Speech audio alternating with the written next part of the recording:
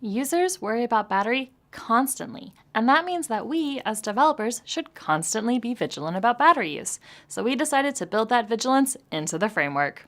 In Marshmallow, we introduced Doze, because at some point the user will probably place their device on a coffee table or nightstand.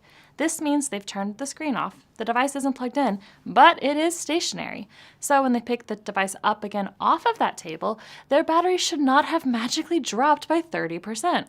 And that's why Android will defer background jobs and syncs, as well as alarms and Wi-Fi scans, until a scheduled maintenance window, so that all background activity happens in one batch.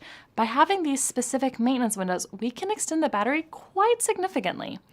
But now, we have extended Doze for a more common use case: leaving your phone in your pocket.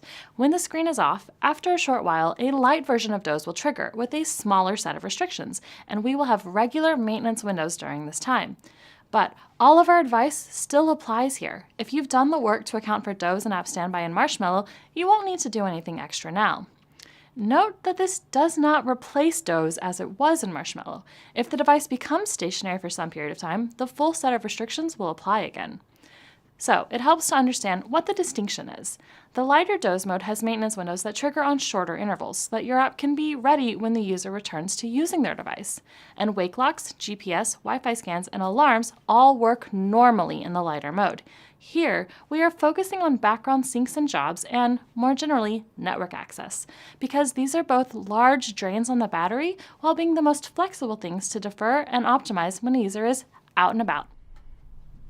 As expected though, a high priority GCM message is still the best way to deliver time-critical information to your app.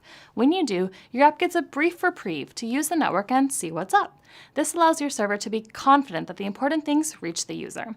And, of course, any foreground service will continue to work regardless of battery optimizations. So whether the device is stationary or not, if that screen has been turned off for a while, we intend to honor the fact that the user isn't engaged with the device, and that is an opportunity to conserve power. So test your app to be sure it works how you expect it to, and consider tweaking a few behaviors so that you can continue to build better apps.